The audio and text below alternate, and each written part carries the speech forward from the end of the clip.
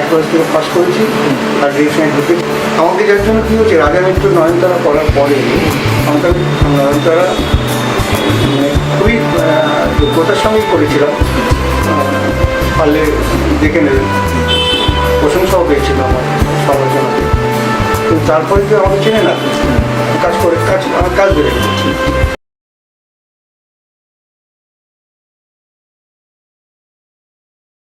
যেসব মেটেরিয়ালস পাওয়া যেত, যেসব যন্ত্রপাতি ব্যবহার করা হতো, সেগুলো আস্তে আস্তে উন্নত হচ্ছে।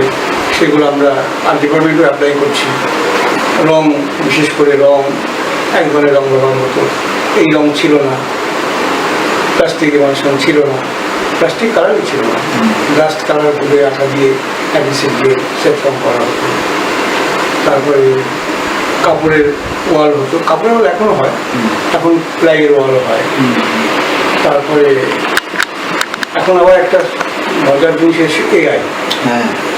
তবে এআই সম্বন্ধে আমার একটা বই বেরোচ্ছে, শিল্পী নির্দেশনা, চলচ্চিত্রের শিল্পী নির্দেশনার নাম দিয়ে একটা বই বেরোচ্ছে, আমাদের লেখা হয়ে গেছে, ডিপিও হয়ে গেছে। আমার মেয়ে বললেন যে তুমি একটু তো এআই সম্বন্ধে বলতে হবে।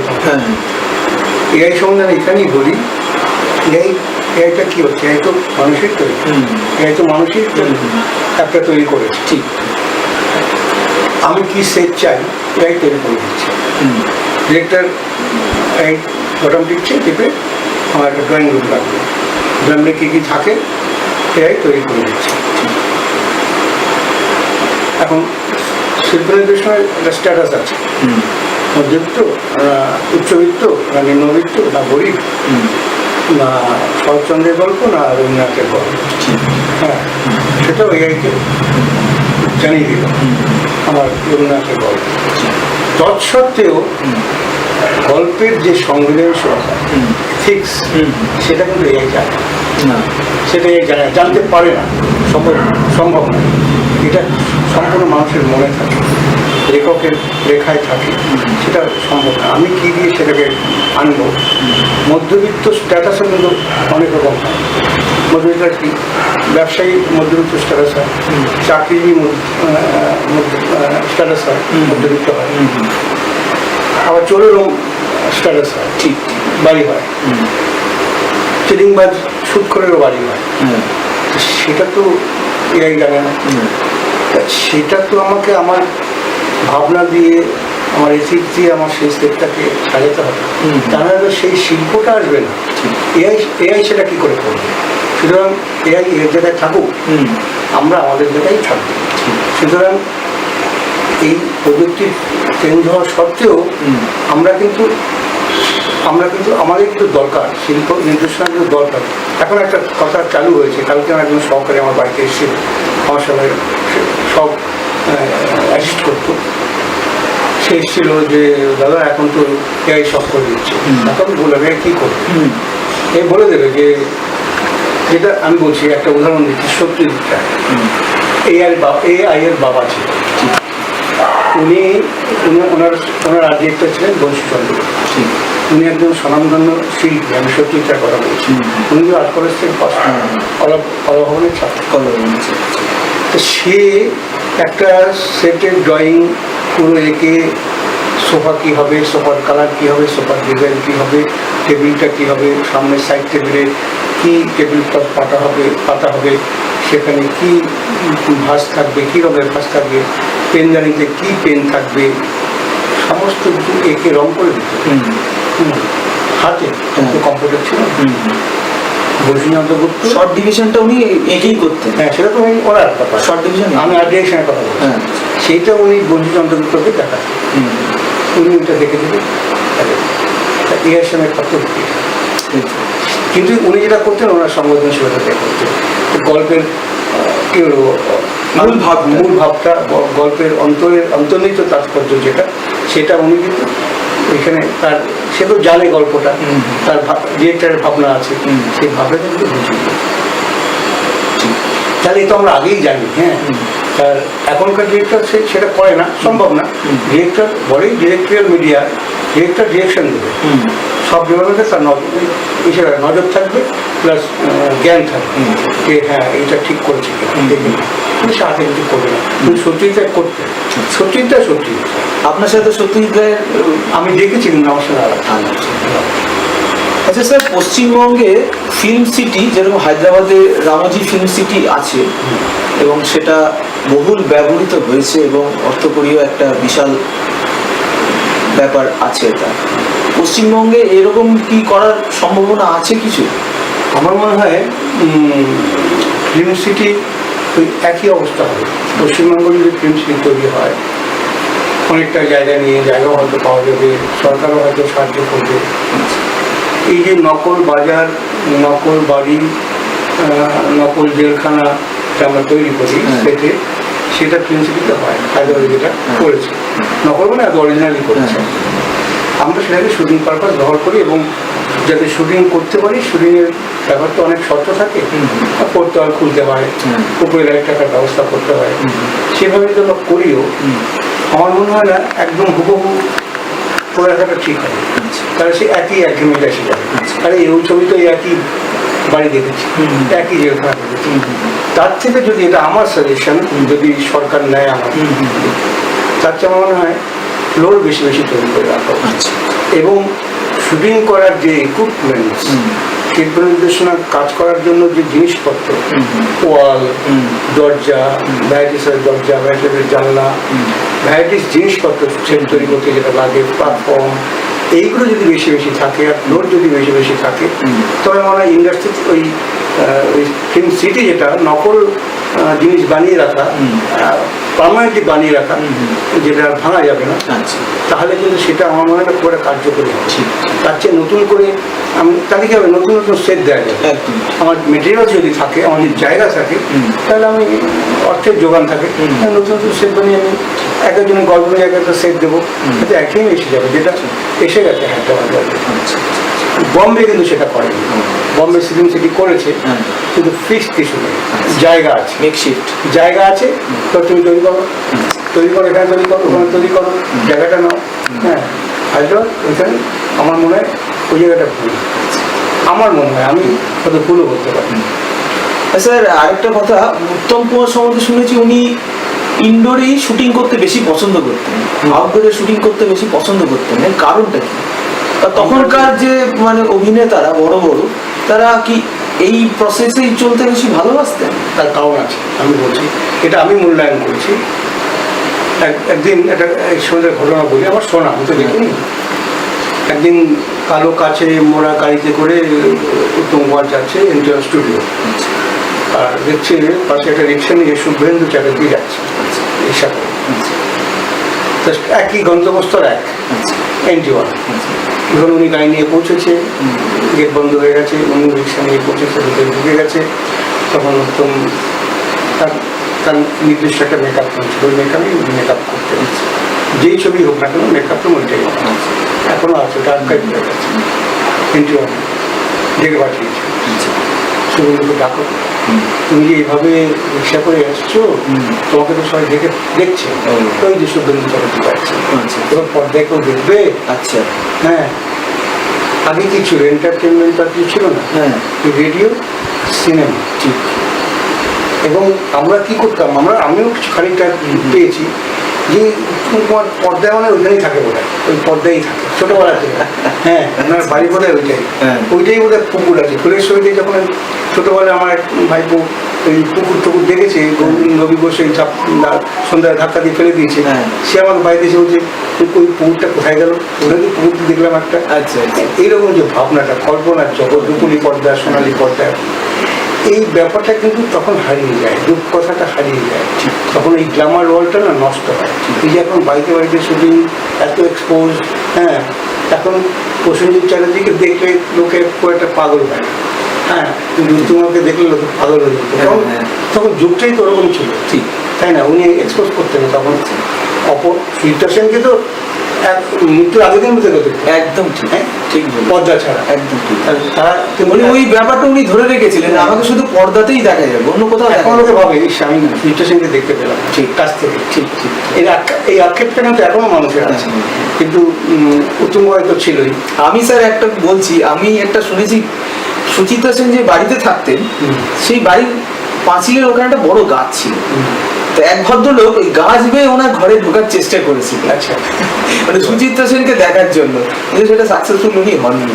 চিন্তা কর, এই কারণেই হচ্ছে মানে এরা এইসব বাইরে শুরু করে হারানোর শুরু। সুমতি মিত্র ডিরেক্টর ছিলেন, যে গাছের তলায় বসে যখন তুমি যে আমার গানটা গাইছে সুচিত্রা সেন, তো রমা রমা করে যাচ্ছে, সে ওই গাছটা বানানো, ব্যাকগ্রাউন্ডটা আঁকা, কেউ ধরতে পারেনি। আর ডিরেক্টর ছিলেন সুমতি মিত্র। আচ্ছা, সুতরাং এই তো আর ডিরেকশনের কাজ, এই তো আর ডিরেকশনের কাজ। তখন সবই ফ্লোরে হতো, না আমি বাড়িতে যাবো। এই মানে তোমরা তো যেতেই চাইতেন না, মোটামুটি ফ্লোরই হতো।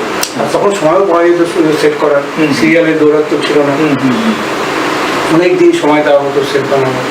ধীরে সুস্থ বানানো হতো, রাজ দেখে তো সেট বানানো, কারণ তখন তার ওই মনিটরে দেখা যেত, রাজ দেখে হ্যাঁ সেট শুটিং ঠিক আছে, তখন সেট বানানো। এখন রাখবে শুটিং শেষ, পরের দিন সেট বেড়ে যাবে, কারণ সিরিয়াল দাঁড়িয়ে আছে, ওনার সেট বানানো যায়, বা পরের ছবিটা দাঁড়িয়ে আছে, সেট বানাবে, এইসব ব্যাপারগুলো থাকে।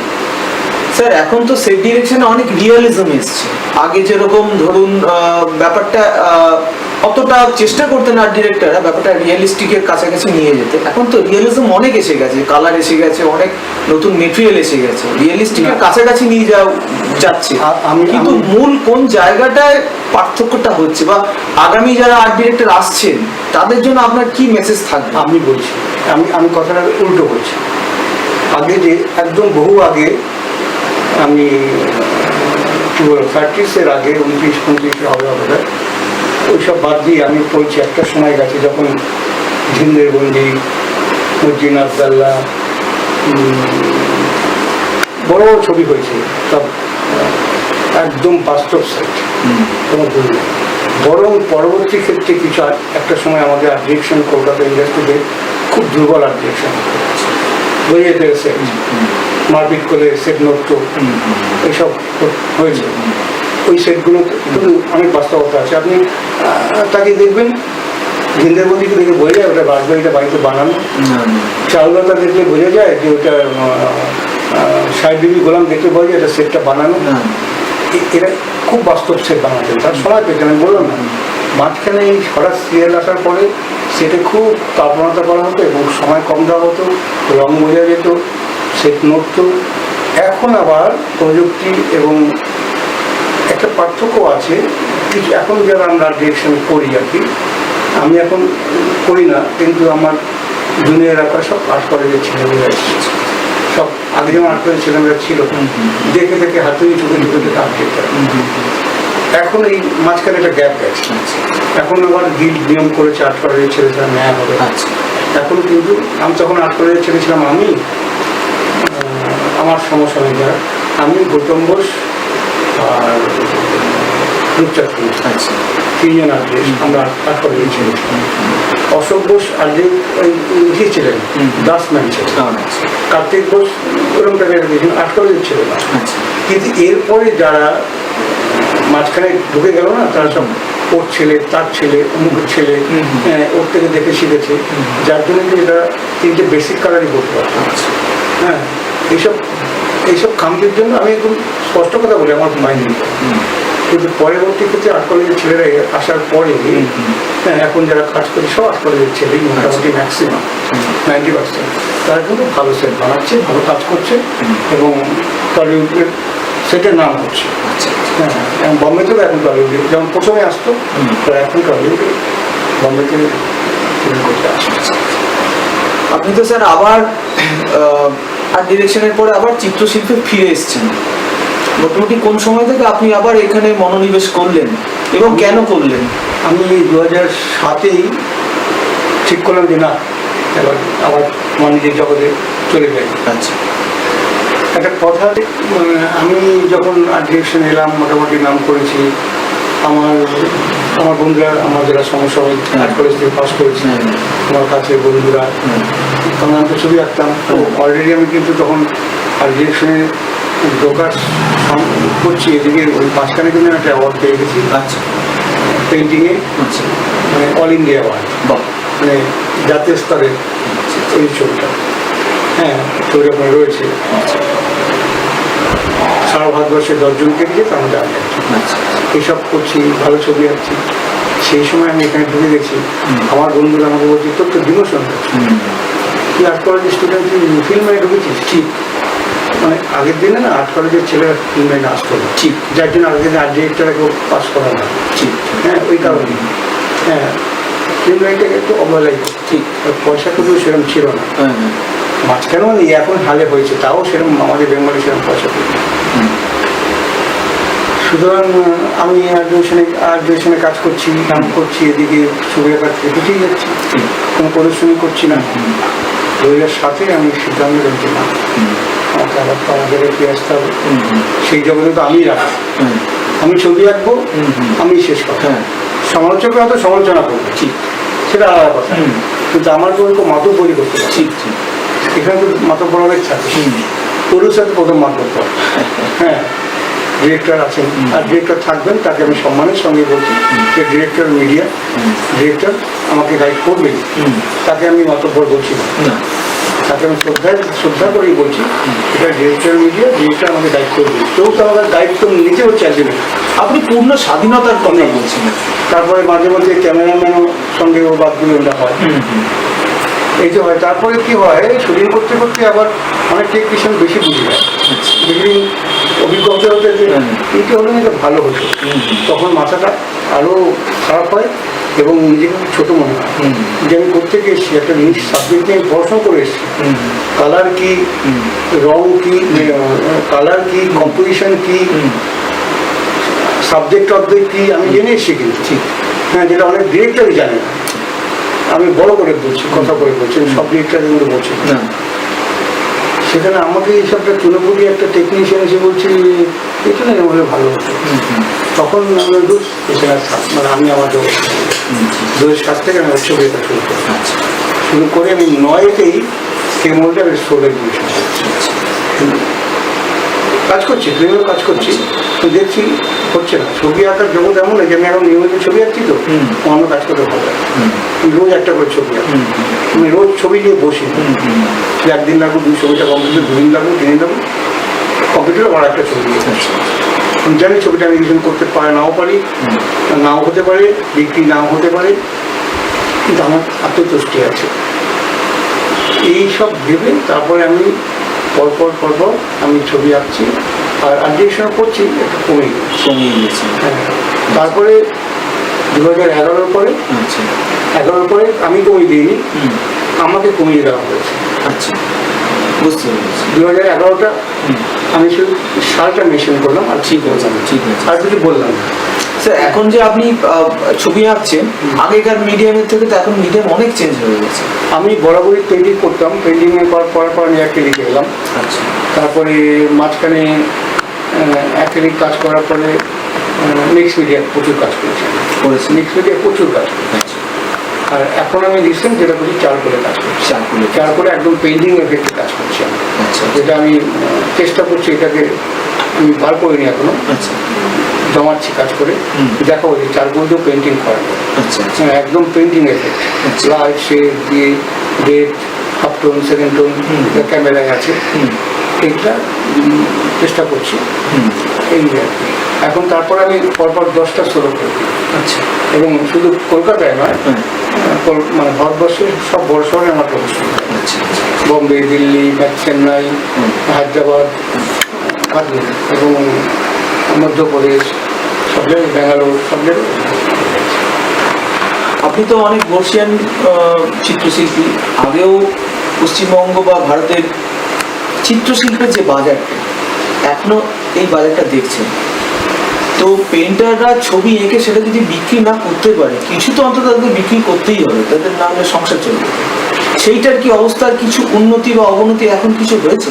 এখন অবনতি হয়েছে। মাঝখানে 2000 তখন আমি ছবি আসতাম না, যখন বাজার তুঙ্গে, মানে সাইনবোর্ড দেখার ছবি একবার ছবি বিক্রি হয়ে যাচ্ছে। আচ্ছা যে সাইনবোর্ড দেখে সেই ছবি একবার ছবি বিক্রি হয়ে যাচ্ছে, একটা হিরিক লেগে গেছে।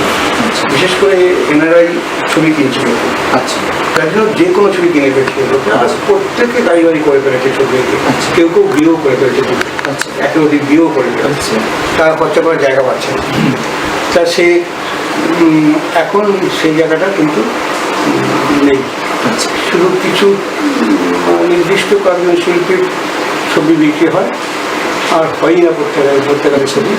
এই কিছু আপকামিং আর্টিস্ট আছে যারা না জেনে ছবি আঁকছে, হ্যাঁ, তাদের ওই 500 টাকা 300 টাকার ছবি নিয়ে ঘর সাজানোর জন্য কিনছে, কিন্তু সেই ভালো ধরনের ছবি, বোঝদার ছবি, খুশি দামের ছবি, এগুলো বিক্রি কমাতে এখন বাজার খুব খারাপ, কারণ এনারাই হাত গুটিয়ে নিয়েছে। আচ্ছা মেন ব্যাপারটা এনারাই হাত গুটিয়ে নিয়েছে। ছবি তো বিদেশে বদল, হ্যাঁ আমাদের দেশে ভরসা জন্য করা ছবি বিক্রি হয়, ঠিক। মেন ছবি কিনে গ্যালারি, হ্যাঁ সেই গ্যালারিগুলো তো স্টপ হয়ে আছে। আচ্ছা আচ্ছা। এখন স্যার ইনস্টলেশন টাইপ আর্টটা খুব দেখা যায় বিভিন্ন গ্যালারিতে গেলে, ইনস্টলেশন টাইপ আর্ট খুব দেখা যায়, মানে ঠিক সেটা সচরাচর পেন্টিং নয়, বিভিন্ন জিনিস দিয়ে একটা কোলাজ, ধরুন একটা কাপড়, তার সাথে একটা সেফটি পিন বা তার সাথে একটা জিনিস, এই যে ইনস্টলেশন যে ব্যাপারটা আর্টটা, সেটা কিন্তু এখন বিভিন্ন গ্যালারিতে গেলেই দেখা যায়, পেন্টিং সাথে সেটাও একটা সমান জায়গা করে নিয়েছে। হ্যাঁ ভালো, এটা ভালো, কারণ কি এটা আমি এটাকে বলি, যেমন আমার যেমন জামা কাপড় পরি না, এই যে আমি প্যান্টের সঙ্গে পাঞ্জাবি পরে আছি, এটা কিন্তু ফিউশন, এটা নট কিন্তু পোশাক, হ্যাঁ ফর্মাল পোশাক নয়, ঠিক। সেই রকম আর কি। সেটা যারা শিল্পে, সেটা যে ভালো লাগে দেখতে, সেরকম বিভিন্ন জিনিস দিয়ে একটা ভাবনা চিন্তা করে একটা ইনস্টল করছে, ভালো শিল্পবোধ আছে বলে সে করছে। মাঝে মধ্যে কিছু ফাঁকিবাজি হয়ে যায়। সবচেয়ে বড় উদাহরণ, সবচেয়ে বড় ইনস্টলেশন হচ্ছে এখন পুজোর প্যান্ডেল থিমই তো হচ্ছে সবচেয়ে বড় ইনস্টলেশন, তাই না? এই যে পুজোর থিম যে হচ্ছে, সেগুলো তেমন ইনস্টলেশন বড় বড় শিল্পীরা করছেন, থিম মেকাররা করছেন, ভালো ভালো লাগে দেখতে। উঠতি যারা স্যার পেইন্টার বা শিখছে পেইন্টিং, তাদের জন্য আপনার কি মেসেজ থাকবে? আমার একটাই মেসেজ আমি কি মেসেজ বলি, সামান্য মানুষ, তবুও বলবো যে নিয়মিত শিল্প চর্চা করতে। তার মানে হচ্ছে, আমি এটাই বলি, এটা খুব দুঃখের সঙ্গে বলছি, আমাদের যখন আমরা কলেজে পড়েছি, আমরা ক্লাস যেদিন থাকতো ক্লাস থাকতো, তারপরে আমাদের যখন ছুটি থাকতো, গরমের ছুটি, পুজোর ছুটি, এমনি ছুটি, বা আমরা আউটডোর করতাম, আমরা প্ল্যাটফর্ম স্কেচ করতাম, শিয়ালদা, হাওড়া, হ্যাঁ, যে কোনো জায়গায় বসে স্কেচ করতাম, আস্তাবল প্র্যাকটিস করতাম, ল্যান্ডস্কেপ প্র্যাকটিস করতাম, দল বেঁধে যেতাম। এখন কিন্তু সেইটার প্রকোপটা কম, আর কলেজ স্টুডেন্টরা এখন কম্পিউটার নির্ভরশীল হয়ে গেছে। আচ্ছা কম্পিউটার নির্ভরশীল হয়ে গেছে, এটা কিন্তু খুব ক্ষতিকর। কারণ কি, আমাদের ছবির প্রথম ভাষাই হচ্ছে চিত্রশিল্পের nature is the best teacher, তাই তো? নেচারকে আমি ভালো করে স্টাডি না করি, যেটা বাস্তব, যেটা আমি দেখতে পাচ্ছি, আমি একটা ফুলদানি দেখতে পাচ্ছি, আমি একটা ফুলদানির ছবি দেখে আঁকলে এই ডাইমেনশন আমি দেখবো, কিন্তু আমি ওয়ান ডাইমেনশনে দেখবো ছবিটা। আর আমি যখন অরিজিনাল ফুলদানি দেখে আঁকি, তার অরিজিনাল ডাইমেনশনটা আমি দেখবো, তাই না? তো সেটা যদি আমি অরিজিনালটা দেখে আঁকি, তাহলে আমার ডাইমেনশন সেন্সটা কিন্তু বেশি হবে। আর ছবি দেখে আঁকলে কিন্তু ছবির মতনই হবে। আমি জানি না করতে গেলে লাইটটা এসছে, তাই না? লাইটটা করে সোর্সটা অ্যাকচুয়ালি কোথায়, কীভাবে সেটাকে ভেঙেছে লাইটটা, ডাইমেনশনটা কেন এরকম হলো, আমি তো বাস্তবে দেখতে পাচ্ছি না। তেমনি একটা মানুষের ছবি দেখে যদি আমি ছবি আঁকি, আমি তো তার ছবির মডেলটা বুঝতে পারছি না। এই জায়গাটা সামনেটাও দুদিকে চাপা, নাকটা আগে আছে, এই তো আমি একটা ওয়ান ডাইমেনশন পেপারে আমি দেখতে পাচ্ছি, সেটা দেখে দেখে আমি আঁকছি, কপি করছি। সুতরাং সেটা তো কম্পিউটারতে একই ব্যাপার।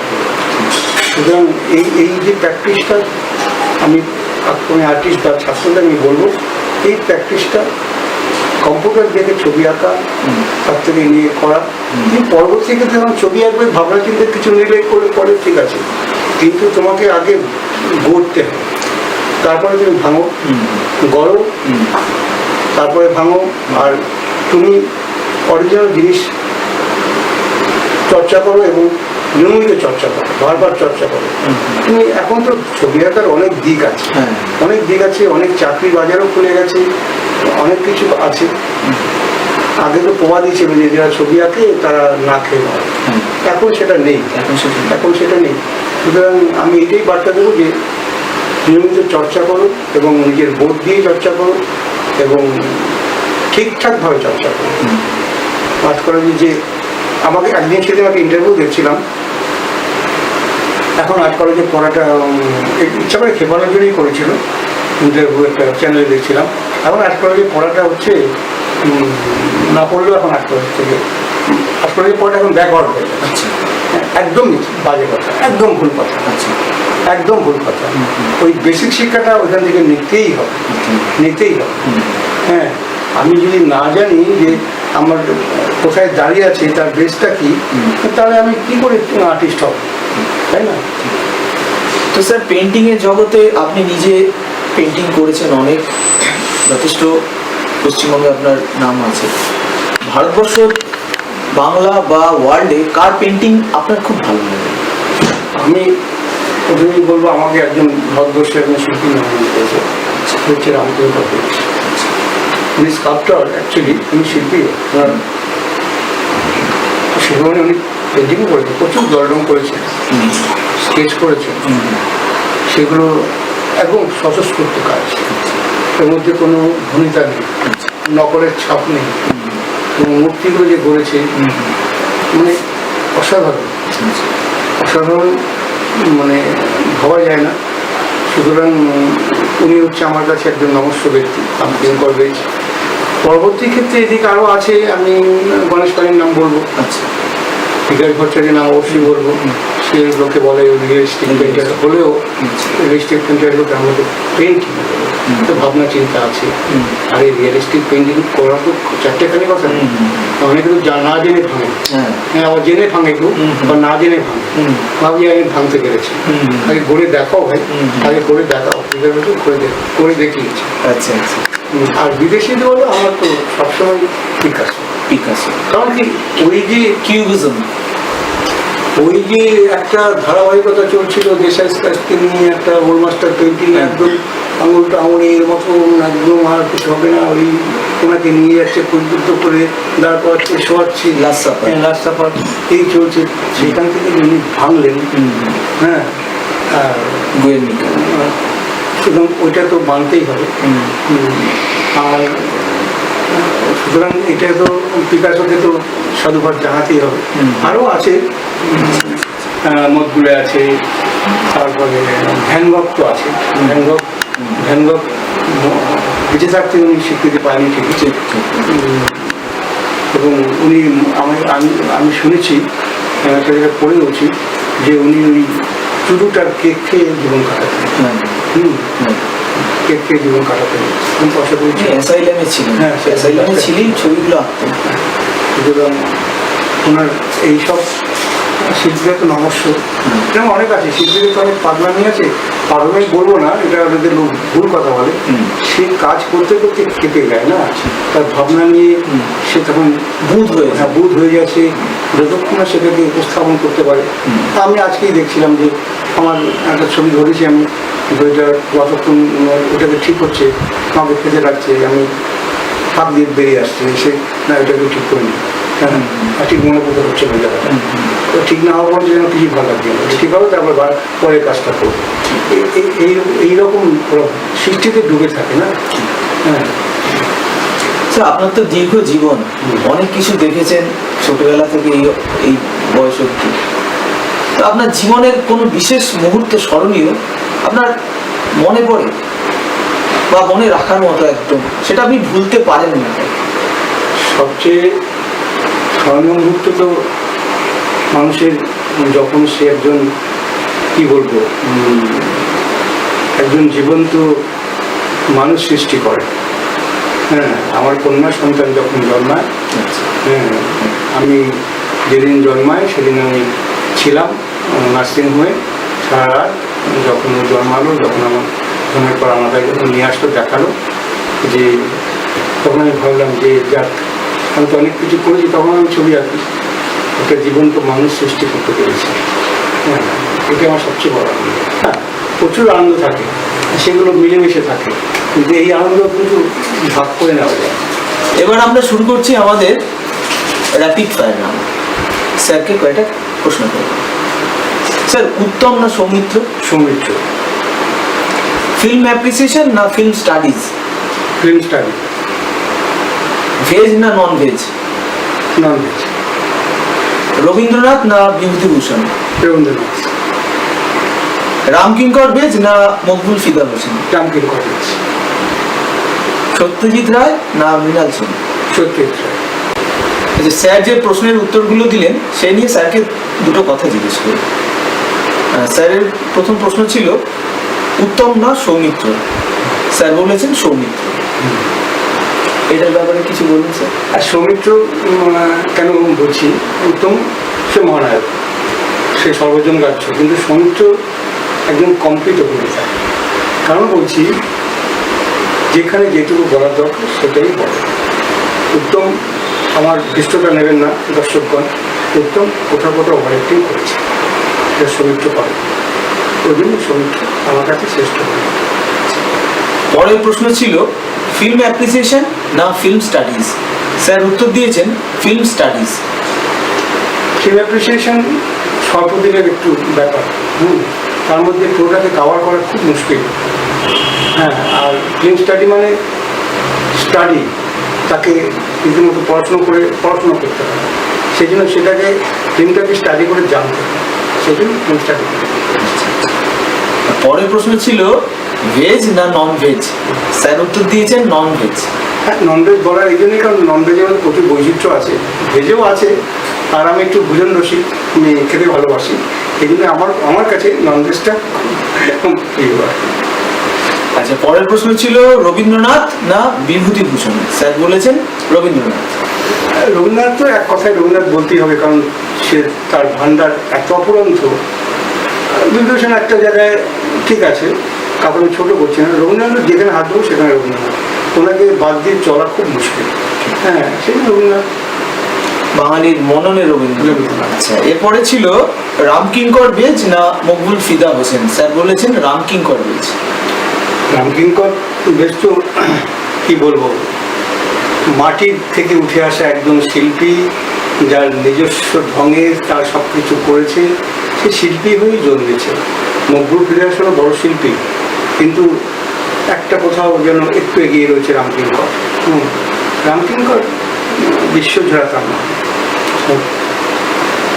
শেষ প্রশ্ন ছিল সত্যজিৎ রায় না মৃণাল সেন? স্যার বলেছেন সত্যজিৎ রায়। সত্যজিৎ একজন কমপ্লিট ডিরেক্টর, মৃণাল সেনও ভালো ডিরেক্টর, তবে সত্যজিৎ রায়ের উপরে না। নমস্কার স্যার, আমাদের আজকের আড্ডা খুব ভালো হলো। এরপরে আমরা অন্য একজন অতিথিকে নিয়ে পরের পর্বে আপনাদের কাছে আসবো।